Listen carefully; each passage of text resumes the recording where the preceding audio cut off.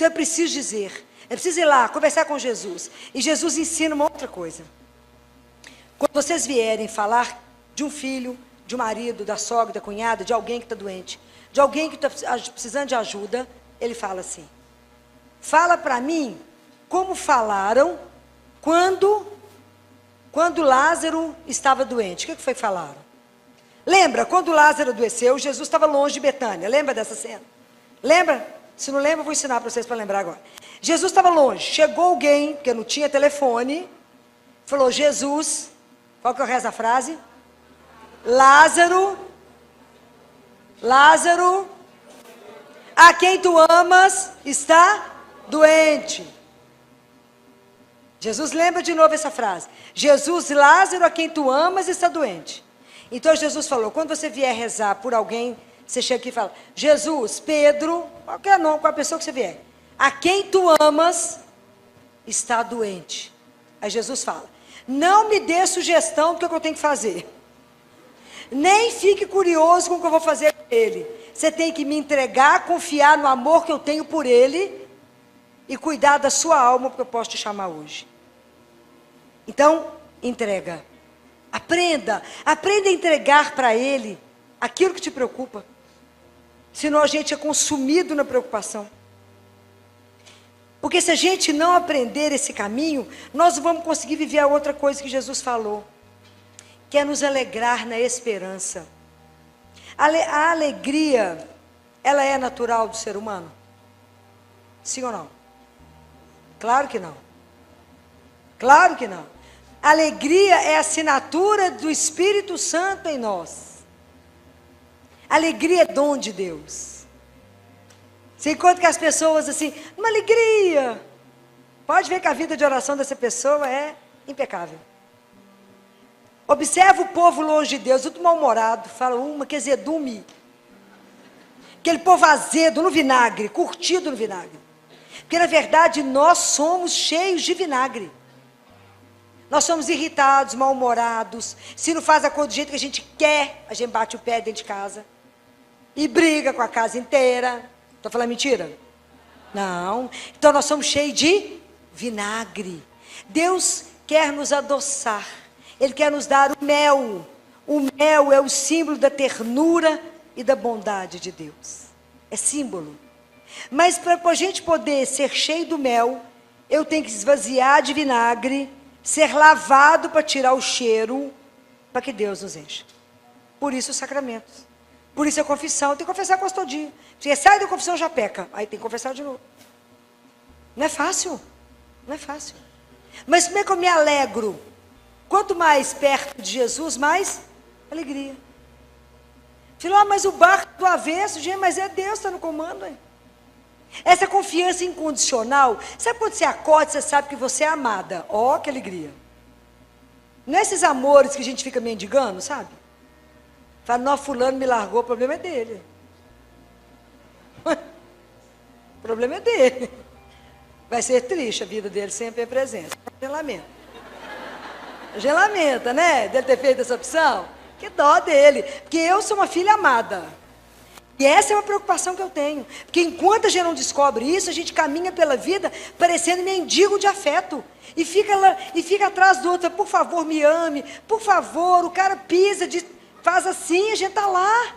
E vice-versa. Por quê? Porque esquecemos quem nos ama de verdade. O dia que vocês esquecerem, vocês falam com ele, deixa eu esconder na chaga do seu coração, para entender o tanto que eu sou amada. E aí nunca mais vocês vão mendigar nada de ninguém. Esse amor nos basta. Ele nos basta.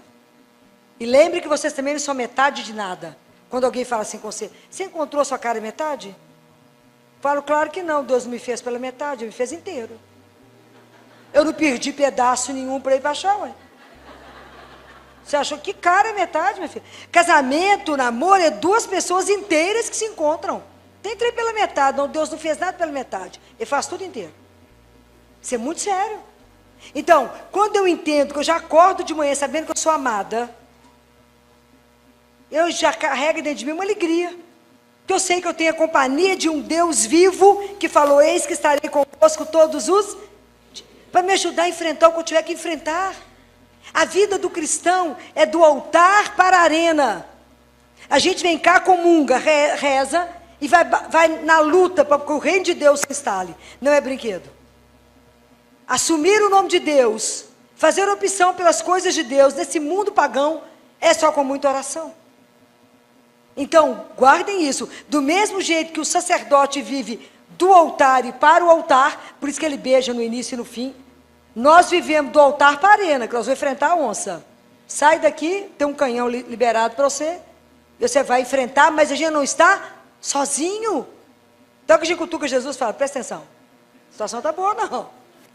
Dá uma mãozinha aqui, que observa, o encardio está incomodando demais hoje. Mas se você está abastecida, você passa pelos problemas e se diverte, porque fala, Deus vai fazer. Fala, vou só prestar atenção no que ele vai fazer agora, porque ele vai fazer. Eu sou filha amada, claro que ele vai fazer alguma coisa. Fala, porque Deus tem a solução. Outro dia chegou uma mãe chorando no consultório, 2 meninos. O doutor falou, meu marido está sem emprego, conseguiu emprego lá no Pará. Como é que vai fazer? Os meninos sofrendo, está muito ruim. Falei, a situação está ruim, porque vocês não rezam. Ela quer me matar quando eu falo isso. Mas não reza. O povo reza Ave Maria e fala, não, rezei demais hoje. É? Quantos rosários você rezou? O Padre Pio rezava 30 rosários. 30. Então, falei com ela, reza o rosário. Ela falou comigo, o rosário? Eu falei, tá vendo a preguiça? É porque a gente quer um milagre, mas não quer o sacrifício. A gente, na verdade, fala com as pessoas assim, ai, Deus dela, reza para mim, que eu estou muito ocupada. A cara da gente não queima. A gente quer o milagre, mas não quer o sacrifício. Falei com ela, é o rosário e larga de preguiça. Ó, que seus meninos estão na escola, você não trabalha, é 1h30 rezando o rosário, de preferência de joelho. Não sei que está precisando da graça? Então reza. Aí ela me ligou esses dias e falou assim, Filó parece brincadeira, né, Filó? É porque é tão simples, né? O texto é muito simples. Muito simples. Pois é, Filó, já apareceu 2 empregos do meu marido em Belo Horizonte. Falei, aprendeu o caminho. Gente, quando a coisa está preta, a gente grita a mãe. Toda vez que a gente passa perto, a gente chama a mãe. Chama, porque na Ave Maria a gente fala assim, Santa Maria, rogai, pecadores, que hora? Agora. Agora, a certeza que eu tenho que a cutuca Jesus fala agora. Tem certeza que ela fala, agora, meu filho, agora. Ela precisa da graça, agora. Agora. Porque Deus tem 3 sims. Deus nunca fala não. Sim. Jesus me dá isso agora. É o que a gente quer, né? Me dá água agora. Mas tem um sim que ele fala assim. Jesus só me dá isso? Dou. Daqui a pouquinho. É o que vocês fazem com os filhos. Mãe, deixa eu comer esse doce.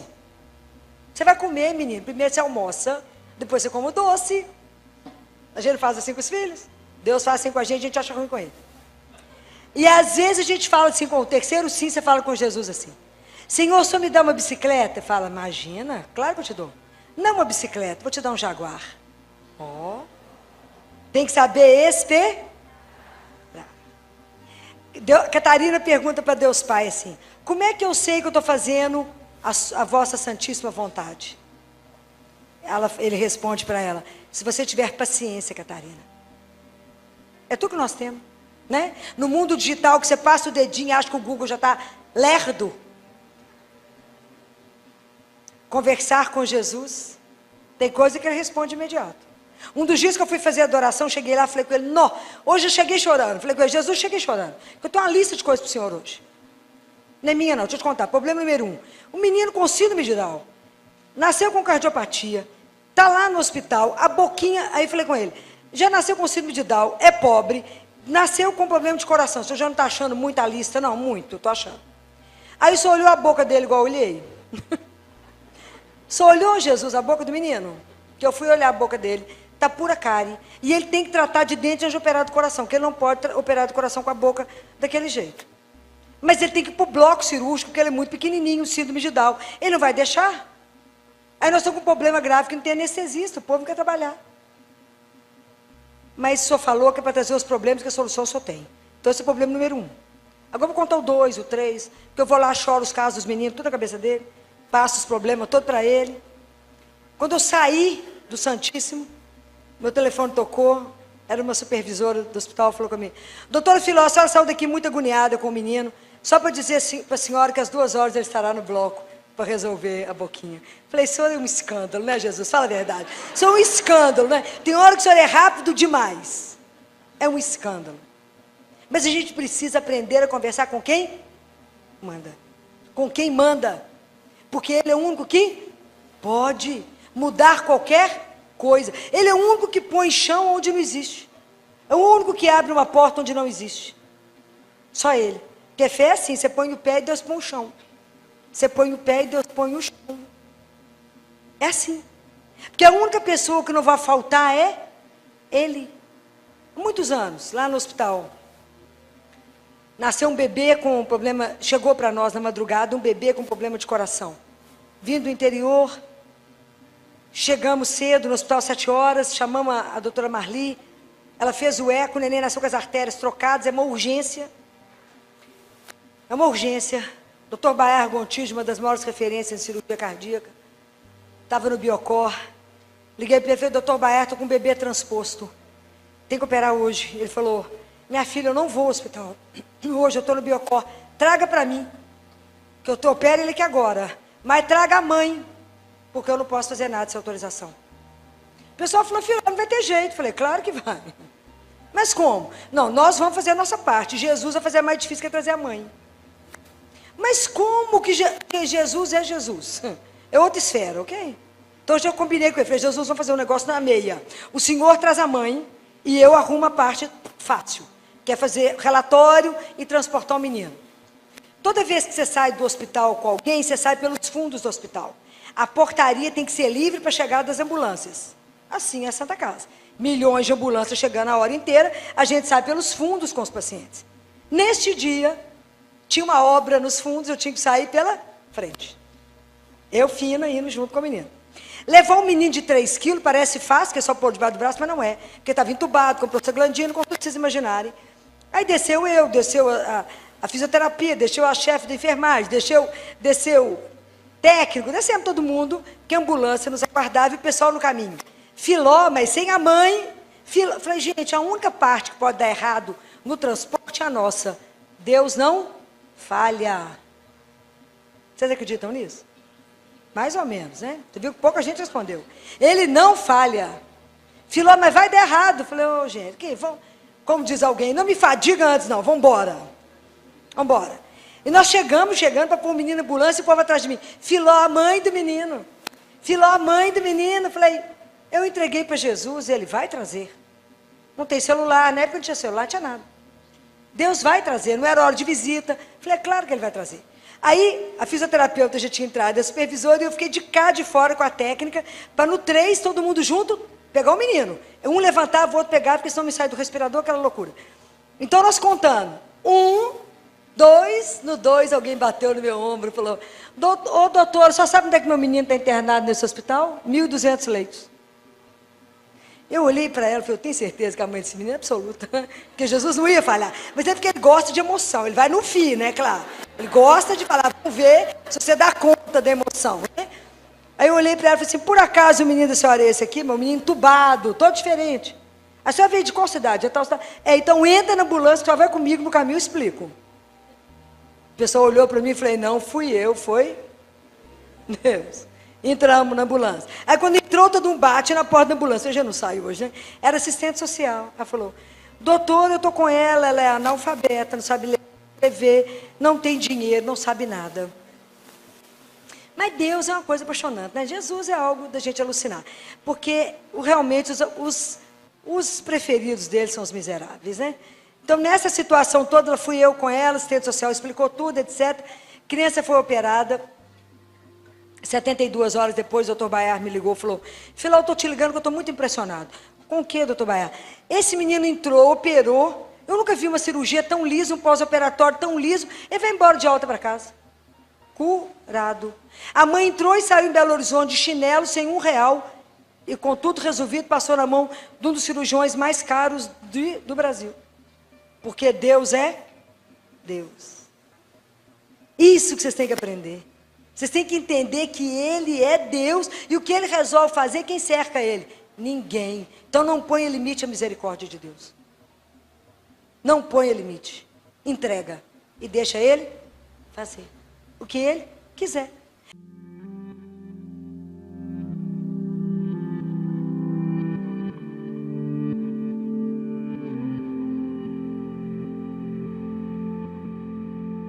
E o que eu queria conversar com vocês é sobre o olhar que a gente tem sobre mãe, né? Mãe é algo tão extraordinário que só pode ter sido uma invenção de Deus. Mas eu fico tão encantada com o processo que acontece para ser mãe. Porque mãe a gente não nasce sendo, a gente se torna mãe. E é tão interessante como é que a gente é seduzido, né? Porque a gente tudo começa com um sonho, né? De pequena fala, eu vou casar, vou ter um tanto de menino. Não é assim? Tive uma menininha que teve que ser chamada com 4 anos na escola, porque ela estava inibindo os menininhos, que ela chegava perto deles e falou assim, você vai casar comigo agora, porque eu quero ter muito filho, então nós temos que começar hoje.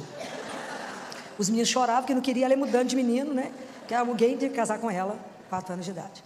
Então a gente alimenta um sonho, e quando Deus suscita no nosso ouvido e fala, você quer ser co-criadora comigo? A gente não entende isso não. A gente casa, tem o sonho de entrar, de casar, de fazer a festa de casamento, vai sendo todo um processo. Aí chega um momento que a gente quer ser mãe, engravida, e o primeiro momento, antes do corpo até ser transformado, nós já estamos pensando no quarto, no nome, e o nível primeiro das preocupações é esse, é para Miami, fazer enxoval, vou pegar a lista de quem já vai e já traz tudo para a gente, e a gente vai crescendo nisso, o corpo vai sendo transformado. E as transformações internas, elas vão acontecendo. O homem não acompanha esse processo. Esse processo é só da mulher. É impressionante. A mulher passa não só pela transformação física, mas pela transformação toda da alma. E à medida que caminha, da maturidade. Então os olhares sobre o filho vão mudando. A transformação, ela é tamanha que a ciência já provou que toda mulher que gera, durante o processo da gestação, o cérebro dela passa por uma lapidação na área da sensibilidade. Por isso que mãe não erra. Nunca vi mãe errar até hoje. Por isso que um filho não engana a mãe. Por isso que a mãe sabe o passo do filho e sabe o que aconteceu com o filho. O filho pode negar, falar, não aconteceu nada. A mãe sabe que é mentira. Deus fala com a mãe. É uma coisa das mais impressionantes que eu acompanho. Então a mãe sabe. Então esse processo o homem não tem. Mas a mãe tem. A mãe sabe que está acontecendo alguma coisa com o filho. A coisa é tão diferente que as coisas a gente observa. A mãe fala assim, doutor, eu trouxe esse menino porque ele está tossindo tanto, coitado, porque ele não está conseguindo dormir. O pai fala, eu trouxe esse menino porque ele está tossindo tanto que não está me deixando dormir.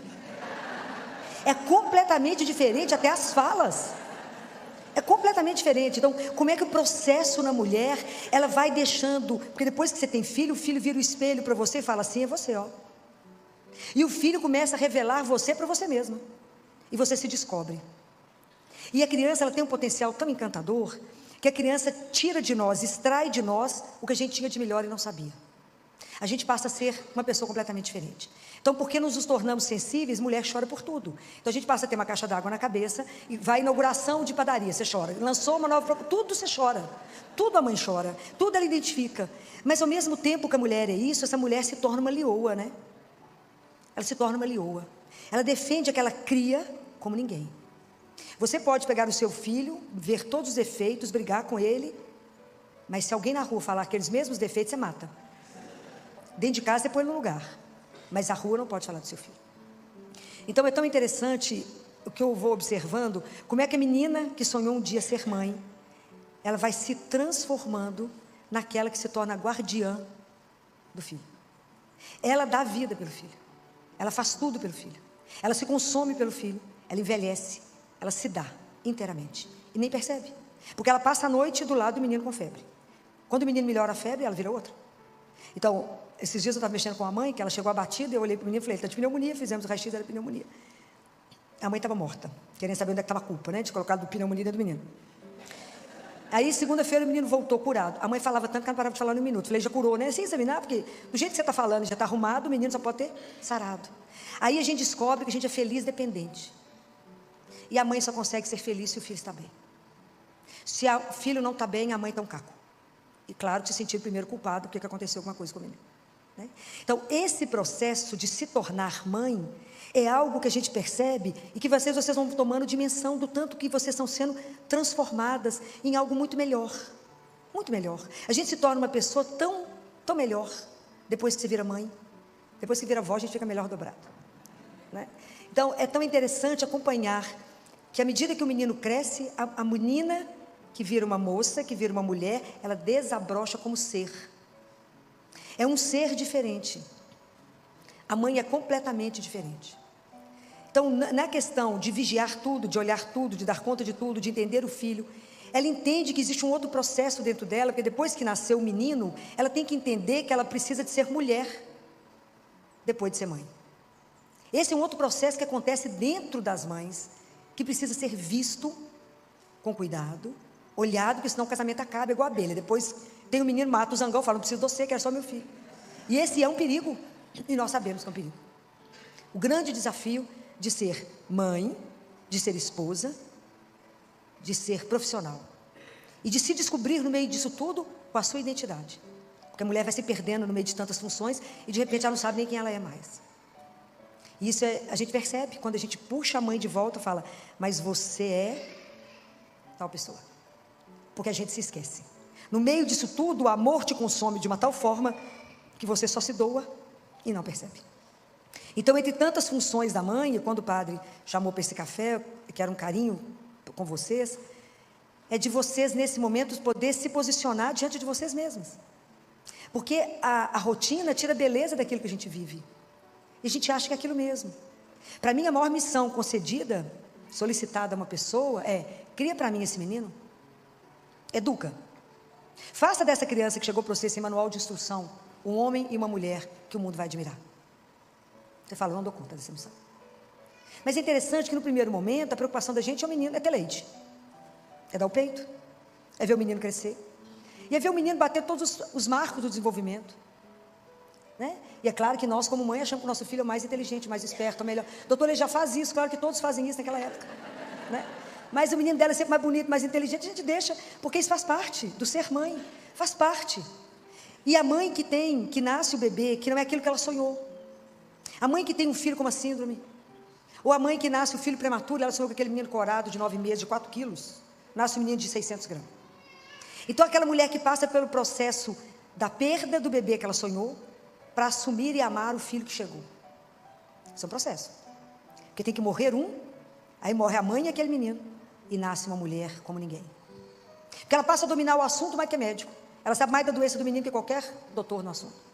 Porque ela estuda, ela investe, e uma das coisas mais lindas, ela não abandona. O filho é dela. Os homens, em mais de 40%, vão embora. Porque o defeito é sempre da mulher, né? A família dele é sempre perfeita. É na sua família que tem esses negócios, na minha não tem nada não. Isso a gente escuta todos os dias. Mas eu nunca vi mãe abandonar filho. E é uma coisa tão impressionante isso, porque o amor de mãe é algo tão, que mais me lembra amor de Deus, que mãe é para ser estudado. O padre Joãozinho falava, ele está vivo, que cuspe de mãe tem que ser estudado. Porque o menino machuca, chega gemendo, chorando, a mãe beija o machucado e o menino sai pulando. Então tem algo naquele cuspe que só Deus entende. Mas isso tudo chama amor, né? Que é a capacidade da mãe da superação. Mãe não conhece não. Mãe não conhece impossível. Mãe muda a história dos filhos. Todas as grandes modificações dentro da medicina da história foram feitas pelas mulheres, pelas mães. A vacina tríplice e a celular só existe porque as mães foram para a rua em Londres e falaram, não vacinaremos os nossos filhos porque essa vacina da crise convulsiva é a vacina que tem no SUS. O SUS só dá a vacina celular quando o bebê nasce e tem crise convulsiva. As mães fizeram uma marcha e falaram, não vacinamos. Aí os meninos começaram a ter a coqueluche, começaram a ter as doenças pertinentes à vacina. Aí o reino reuniu e falou, busca os cientistas, que eles têm que descobrir alguma coisa, porque ninguém passa por essas mulheres. Ninguém passa por elas. Elas falaram que não vão dar isso para os filhos e elas não darão. E não dão, quem faz isso com a mãe? Mata a mãe, não faz. E aí foi criada a vacina tríplice celular, que hoje vocês pagam, os meninos não têm efeito colateral. Mas isso foi a marcha das mães. Poucas pessoas sabem disso, mas isso é uma realidade. Então a grande transformação é a mãe. A mãe é aquela que eu falo com os residentes, aprenda a escutar que você não vai errar diagnóstico. Ela não tem que saber o nome da doença, mas ela fala, é isso, isso, isso. Você faz o igual, só isso, mais isso, está tal doença. A mãe sabe quando tem uma coisa errada com o filho. Teve um caso engraçado lá no consultório, que foi o casal, a mãe falou, filho, eu trouxe esse menino, que está com uma tosse que sai da alma. O marido falou, mas quem está tossindo? Gente, tem ninguém tossindo dentro de casa. Ela falou, ele, seu menino está tossindo. Doutora, ela é exagerada, só sabe que ela é super exagerada. Não tem nada esse menino. Olha só ver, é um touro esse menino. Come igual um cavalo, ele falava desse jeito, ele é muito engraçado. Come igual um cavalo, ele está ótimo, não tem febre, não tem tosse. Que hora que esse menino tosse? Ela falou, a hora que você dorme. Você não escuta, mas ele dorme. E aí, eu examinei a menina, ele falou, eu falei, vou examinar, né? Dia de uma queixa. Parecia duas famílias, né? Completamente diferentes. Falei, eu vou examinar. Aí eu examinei, falei com ele, eu vou ter que concordar com sua mulher? Porque na verdade, eu acho que é pior que ela está achando, nós temos pneumonia. Ele falou, vocês duas são loucas. Falei, pode ser, mas ali do outro lado da rua tem um lugar para fazer raio-x. Vai lá, faz um raio-x e volta aqui. Quando chegou, tinha uma pneumonia importante. Ele falou, não estou acreditando. Falei, que é pneumonia? Eu estou bobo. Falei, deixa eu te dar uma sugestão. Tudo que você for fazer na vida, escuta ela. Primeiro, que a chance de dar errado é menor. Mas isso é um processo que a mulher vai sendo transformada, né, gente? É uma coisa assim, impressionante. Isso é uma das coisas que mais me impressiona em mãe. E para mãe não tem limite. Nós tivemos uma mãe na Bahia, no interior da Bahia, muito pobre, que percebia que o filho dela era roxo e ninguém via. Levava nos médicos e falava, é assim mesmo. Assim mesmo é a nossa ignorância. Como ninguém resolvia nada, ela pegou umas roupas, colocou numa sacola, entrou num ônibus de carreira, com um menino ruim, para Belo Horizonte, com o dinheiro da passagem. Alguém deve ter contado para o motorista que tinha um neném roxo dentro do ônibus. Só a mãe faz isso. Conheço mais ninguém louco nesse nível. O motorista foi ficando apavorado com o menino e parou, conseguiu chegar em Belo Horizonte, né? Não sei que momento que ele foi avisado, e ele parou numa UPA. E na UPA realmente era um menino, tinha uma cardiopatia congênita cianótica. Que de lá ele chegou para nós na Santa Casa. Mas essa mãe sabia que tinha uma coisa errada. Esse menino foi operado, curado e voltou cor de rosa para a Bahia. Mas quem fez isso foi a mãe. Foi o amor dela que não conhece não, que não conhece limite, que não conhece a palavra é impossível. Então, isso é uma das coisas que mais me encanta na transformação que a gente que acompanha, de ver quando a mãe está grávida, quando o bebê nasce, e à medida que a criança vai crescendo. A primeira preocupação com a nutrição, depois a preocupação no desenvolvimento e depois daquilo que ele é e será. Mas, paralelo a isso, eu percebo que é uma outra mulher que vai sendo gerada.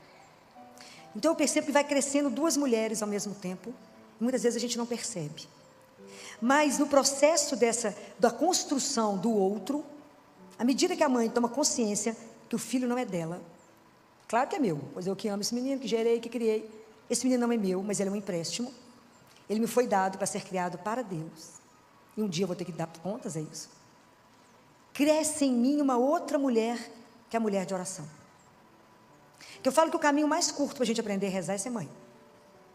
O caminho mais curto. A gente que entra numa igreja pensando em casamento, naquele glamour, na lua de mel dos sonhos, isso tudo vira nada a partir do momento que a gente é mãe. E a partir do momento que a gente descobre a primeira febre. Primeira febre, você acaba de dar o remédio, você põe termômetro. Mas acabou de engolir o remédio. Você fala, doutor, o remédio não abaixou. Eu falo, mas quantos minutos tem que você deu o remédio? Agora, não, demora 1 hora para fazer efeito. Mas o termômetro já foi colocado pelo menos 10 vezes, até a febre abaixar. Então a mãe descobre. E aí a mulher vai descobrindo que, na verdade, quando a gente é convocado para casar, para ser mãe, a gente é chamado a uma missão muito maior.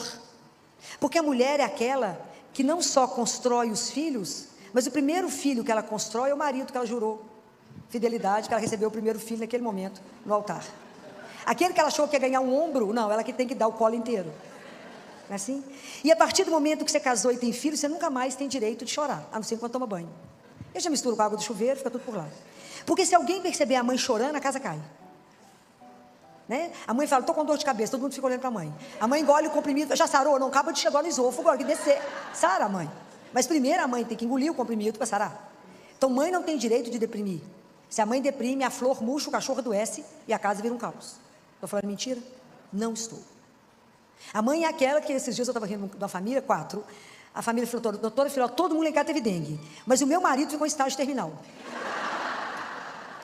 E ele olhava para mim e falava assim, como que você está dando conta? Ela falou, não tem opção. Eu tenho que dar conta de vocês, de 2 meninos e de mim. Mas ele estava em estágio terminal.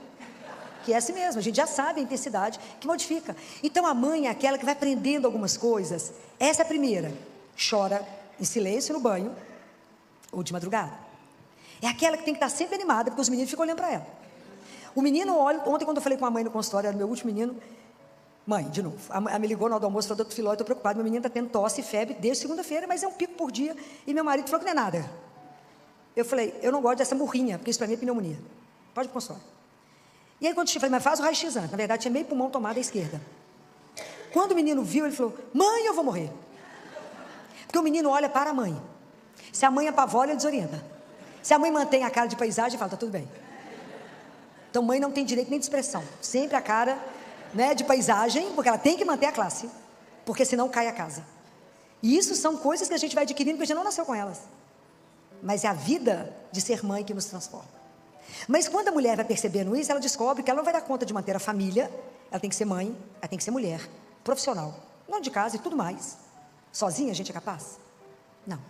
Então eu percebo que nesse momento a mulher amadurece para descobrir o terceiro tesouro que a igreja nos dá. Porque para conseguir esse terceiro tesouro a gente tem que amadurecer um pouquinho. O primeiro tesouro que a igreja nos dá é Jesus. E a gente tem um encontro com ele, ele olha nos nossos olhos e a gente quebra inteira. O segundo tesouro que a gente descobre é a palavra de Deus. E a gente se enamora da palavra. Mas o terceiro tesouro, a gente precisa de um pouquinho mais de caminhada e de maturidade. É Maria. Ela é o terceiro tesouro da igreja. Porque aí eu percebo que a gente passa a ter uma proximidade, que fica de mãe para mãe, né? Ela sabe a sua dor, ela sabe a sua preocupação. Ela também recebeu a missão de gerar. Claro que ela gerou o filho unigênito do Pai. Mas o nosso também é filho. E também uma missão foi confiada. Claro que a proporção é devida, mas não deixa de ser uma grande missão.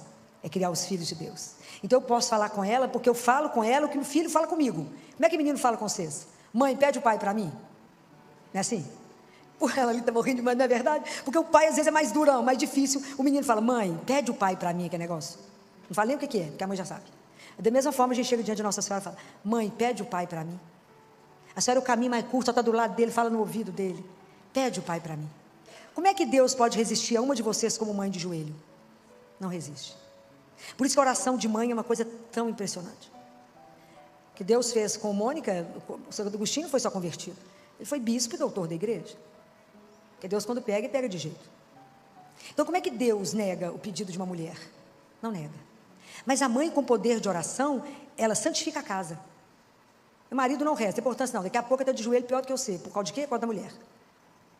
Então é tão impressionante o poder que a mãe tem no silêncio. Quando a casa está naquela confusão, todo mundo se matando, o que a gente aprende quando olha para Nossa Senhora? Nossa Senhora do silêncio, né? Cala. Espera. A mulher vai tendo sabedoria de compreender, de naquele momento não entrar em crise, naquele momento não tomar partido, de calar, de observar, de pedir sabedoria naquele segundo que te resta para não matar ninguém. Quando os meus clientes, por isso tem tela na janela, doutor. Hoje é não mandar alguém pela janela. Não é para os meninos não caírem. Então, quando a gente vai percebendo isso, né? E vai entendendo a missão que é confiada na mão de uma mulher. A mulher, se ela fica viúva, ela mantém a casa, cria os filhos e põe todo mundo de pé. A família que quebra, a mulher com trabalho manual levanta a família. Quantos casos vocês conhecem? A Fanny é uma delas. Loja maravilhosa de chocolate, Fanny colocou a família de pé, começando a fazer chocolate dentro da casa dela, quando o marido perdeu o emprego. Onde era a garagem, virou a fábrica que eu acompanhei o negócio desde o início. Ele nunca mais conseguiu emprego, depois trabalhou com ela e virou a fábrica que virou. Mas quem que fez? Fazendo chocolate dentro de casa. A mulher tem essa capacidade, o homem não tem. Então são tantas coisas que eu observo que a mulher, porque Nossa Senhora quando criou Jesus, ela não recebeu manual de instrução, não tiveram cartão de débito nem de crédito, nem teve legião de anjo ajudando. Lavou, passou, cozinhou, cuidou desse menino que era quem é. Então quando a gente recebe essa missão, entende como é que eu vou dar conta? Se eu tenho 1, 2, 3 ou 4 filhos, cada um é de um jeito, os dedos da mão não são iguais. Eu não consigo educar do mesmo jeito, eu não falo com um igual falo com o outro. Eles são diferentes. Mas como é que a mãe dá conta de perceber o momento que é o marido que vira um filho que precisa de colo, que eu preciso pôr o marido de pé? E porque a última que a gente olha é a gente. Depois que tua casa dormiu, a mãe lembra, olha, eu existo. Né? Eu existo. Né? Eu posso pensar. Né? Eu posso descansar. Eu nem sei se ela está aqui, uma cliente minha, que um dia, de tarde, devia ser umas 8 da noite, 7 e pouco da noite, eu trabalhando, lá no consultório, eu atendi o telefonema dela, porque ela não liga fácil. Quando eu atendi o telefone, ela gritou do outro lado da linha, doutora Filó, matei meus meninos. Você imagina o susto de quem está do outro lado da linha. Eu falei, como é que é? Você fez o quê? Os meninos dela realmente, a gente fica em alerta quando eles chegam, porque eles são muito levados. Pensa em mim elevado, eles são o dobro, vocês não têm noção. E aí ela falou, o que aconteceu? Ela falou, estou tão cansada, eu entendo, estou tão cansada, que eles estão pintando tanto que eu dei melatonina para os dois na dose que eu tomo. E eles tomando banho, caiu a cabeça. Falei, foi só isso? Falei, menina, que olha. E o marido viajou e ela chorava, essa bicha, eu disparei a rir, eu falei com ela, pensa na noite de glória, é essa. Marido viajando, menino vai dormir até o dia, até lá pelas 8 da manhã. Te pega um vinho da melhor qualidade, toma um banho, vai assistir o que você quiser, ou a música que você vai escutar. Essa noite é sua. E aproveita que é só essa, porque não vai ter outra chance, não. Você não matou os meninos, eles vão dormir e a mãe vai descansar. Né? Você imagina, depois que o pediatra recuperou o SUS, legal, né? Não é brincadeira, a mãe tem direito de respirar e falar, vou descansar, né? Porque não é brincadeira. Mãe é igual, mãe é sempre alerta, né? A coitada da mãe está sempre alerta, porque se ela cochilar, o menino faz arte. Se cochilar, alguma coisa sai errada. Mas é esse processo que eu percebo, né? Assim, mãe é uma coisa que me encanta tanto, porque eu vou vendo essas duas transformações acontecendo. A física, a emocional e a espiritual. Então a mulher, ela se torna de verdade, a mãe, uma mulher de oração, e ela coloca a família no trilho. Mas o que seu filho tem que ver na mão, na sua mão? Que o filho imita. Na verdade, Santo Agostinho via a mãe indo para o Santíssimo. Ele não ia não, mas ele via a mãe indo. O que seu filho tem que ver?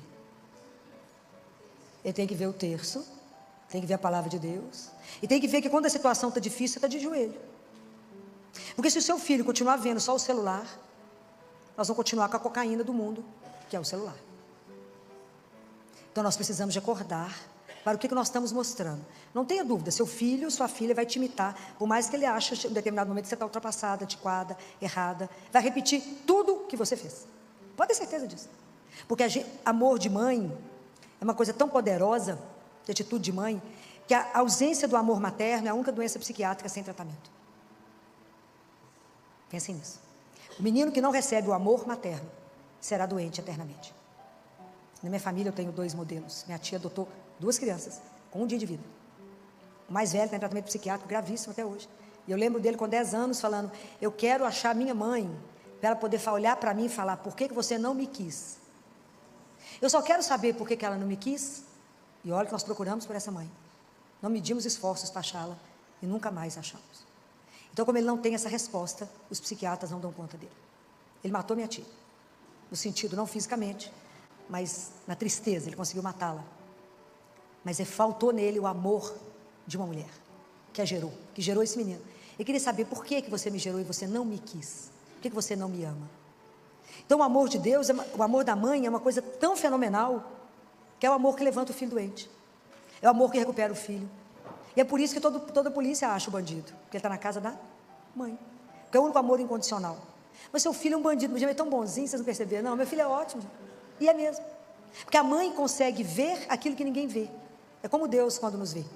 A gente vê, eles falavam isso de Michelangelo, diz que ele olhava uma pedra de mármore e falava, vocês não estão vendo a estátua que está aqui? Tem um anjo aqui dentro, eu vou extrair. Mãe é assim. Ela olha para aquele filho que pode ser o mais perdido do mundo e fala, mas tem uma coisa tão boa nele, eu vou tirar. Quem que é capaz desse poder de tirar? É só o amor. O amor é a maior força do universo. E o amor de mãe não tem igual, só o de Deus. O amor de Deus, o amor de uma mãe é uma sombra do amor de Deus. É o que mais nos ajuda a lembrar do amor incondicional de Deus. Porque a única coisa que a mãe quer do filho é que ele seja feliz. É a única coisa que a mãe deseja de filho.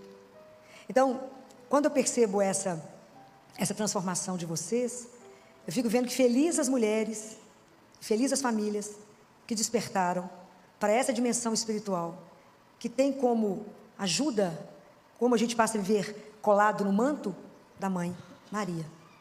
Porque até nesse momento que eu estou conversando com vocês, nunca existiu alguém, alguma coisa que foi pedido a ela que não foi dado. Porque o poder de intercessão dela é impressionante. E uma vez a revista Times colocou a mulher mais poderosa do universo. Não sei se vocês chegaram a ver isso. E era Maria, a mulher mais poderosa do universo. E o dia que a gente descobre que o terço transforma a sua família. A família que reza o terço nunca será igual a nenhuma família. E eu sei que hoje está na mão de vocês um desafio muito grande, porque a família é cristã. Hoje é a família que anda num barco a remo, em alto mar, cruzando com os transatlânticos. Eles querem nos afundar. Mas esse barco jamais será vencido. Porque nós temos Deus junto no barco. Jamais. Deus, quando chamou vocês para a missão, não falou que ia ser fácil. Mas Ele falou que não deixaria vocês sozinhos. Então, a ajuda, a gente tem, de Deus. Quando a gente descobre o poder de ajoelhar e pedir. Chega um momento que os filhos não querem que você fale de Deus com eles. Mãe, chatice esse assunto. Não creio, não é assim? Deus nem existe. Nunca insista. Não fique rebatendo. Em vez de você ficar falando de Deus com ele, convida Deus para conversar. Toma um café, um chá, um vinho, ele gosta de vinho. Convida ele e fala, vamos falar daquele menino que o Senhor mandou? Daquela menina que o Senhor mandou? E me ajuda a criar para o Senhor. Me dá graça, me dá sabedoria para conseguir fazer isso. Eu, quando casei, conta para ele, eu tinha uma ilusão, eu achava que era só casar, colocar um vestido lindo, entrar na igreja e ser feliz para sempre. Era assim que as histórias das princesas acabavam. Não me contaram que tinha uma missão imensa, que eu não tinha noção dela, mas que devagar ela vai sendo revelada, que é essa missão de continuar gerando. Mãe nunca acaba de gerar. Você gerou fisicamente e colocou a criança no mundo, mas a gerar um filho espiritualmente e devolver para Deus é o trabalho de uma vida inteira. Por isso mãe é algo tão especial. Por isso que mãe não pode morrer, né? Mãe tem que ser eterna. Então eu fico de verdade tão encantada com a missão de ser mãe, com a missão que deu a cada um de vocês, e que hoje, essa manhã, possa ser para vocês um refrigério mesmo, assim, um bálsamo, para que vocês possam entender a dimensão da missão que foi entregue, mas que diante dessa dimensão maravilhosa de ser mãe, que vocês não tenham medo, abracem essa missão como ninguém, e falem, eu só vou dar conta dela, porque eu estou muito bem acompanhada. Nunca deixem de colocar tudo diante daquela que vai entender vocês, e interceder por vocês, porque homem nenhum é capaz de compreender o coração de uma mãe, mas uma mulher, uma mãe, compreende o coração da outra.